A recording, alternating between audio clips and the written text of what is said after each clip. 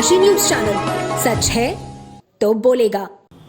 समाजवादी छात्र सभा महानगर अध्यक्ष आयुष यादव के खिलाफ दर्ज मुकदमे को लेकर राजनीतिक सरगर्मी तेज हो गई है। गरीब और अनाथ बच्चों को निःशुल्क शिक्षा देने वाले आयुष यादव पर खंड शिक्षा अधिकारी द्वारा दुर्भावनापूर्ण तरीके से लालपुर पांडेपुर थाने में मुकदमा दर्ज कराया गया है। इस कार्रवाई को लेकर समाजवादी पार्टी ने तीखी प्रतिक्रिया व्यक्त की है और इसे जनसेवा के कार्यों को रोकने की कोशिश बताया है। आयुष यादव, जो कि नारायणी सेवा समिति के माध्यम से हर वर्ष 12 गरीब व अनाथ बच्चों को निःशुल्क शिक्षा उपलब्ध कराते हैं, हाल ही में पीडीए पाठशाला नामक अभियान के माध्यम से भी शिक्षा के क्षेत्र में सक्रिय रहे हैं। इसी सामाजिक पहल को आधार बनाकर उनके और छात्र सभा के जिला अध्यक्ष राहुल सोनकर के विरुद्ध मुकदमा दर्ज किया गया है।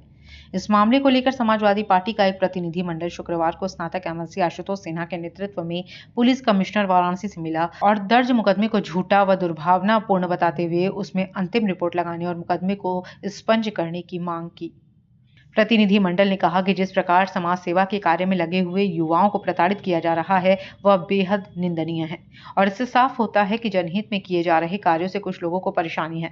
प्रतिनिधि मंडल में सपा के जिला अध्यक्ष सुजीत यादव, लक्कड़ पहलवान, समाजवादी छात्र सभा के प्रवक्ता आलोक सौरभ, समाज सेवी निशु यादव तथा पार्टी के अन्य कार्यकर्ता शामिल रहे।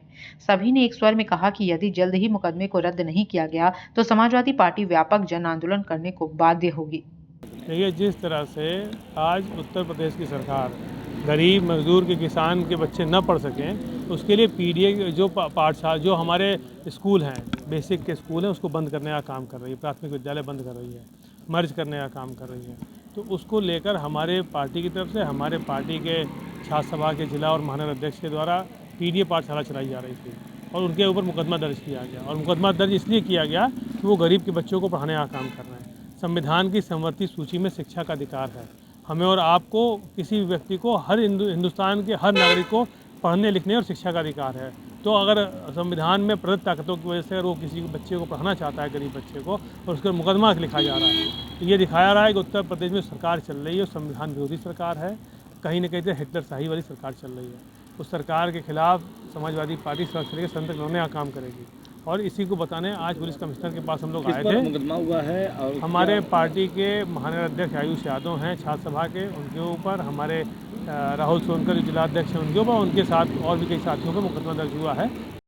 देखिए, मुलाकात हमारे एमएलसी साहब बताएं कि पुलिस कमिश्नर से मुलाकात हुआ और हमारे जिले के छात्र नेता पीडीए पाठशाला, जो गरीब बच्चा है, जो फौज का सेना से रिटायर होने के बाद, गांव में आप भी गांव से होंगे, देखे होंगे कि दोपहर में, शाम को रिटायर आदमी बच्चों को, गरीब बच्चों को पढ़ाते हैं कि भाई चलिए इनके पास कुछ दम नहीं है। तो हमारे ख्याल से लग रहा है कि 15 अगस्त के हम गरीब बच्चों को किताब और कलम बांटेंगे तब भी हमको मुकदमा हो जाएगा कि क्यों बांट रहे हैं।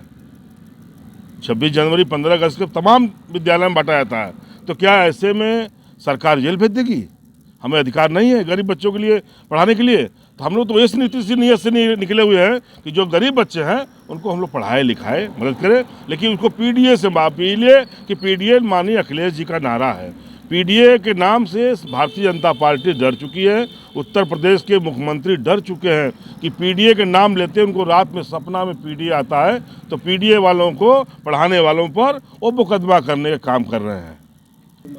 देखिए, तमाम थाना, पुलिस, थाना, शासन प्रशासन का है, वो वितरण कर सकते हैं। हम समाजवादी हैं तो नहीं, हम पीडीए लिख के बांट रहे हैं। और इससे पहले समाजवादियों का एक पहचान है, समाजवादियों के एक, शुरू से आप देखिए कि समाजवादी सबसे पहले पीड़ित परिवार को बांटते हैं। हमारा अपील भी हुआ था कि समाजवादी पार्टी के जितने भी नेता कार्यकर्ता हमारे हों, बाढ़ में फंसे हुए जितने भी हमारे पीड़ित हों, उनका मदद करिए। पूर्वांचल की खबरों से जुड़े रहने के लिए आज ही सब्सक्राइब करें हमारा YouTube चैनल डन काशी और हाँ, लेटेस्ट अपडेट्स के लिए बेल आइकन को प्रेस करना ना भूलें।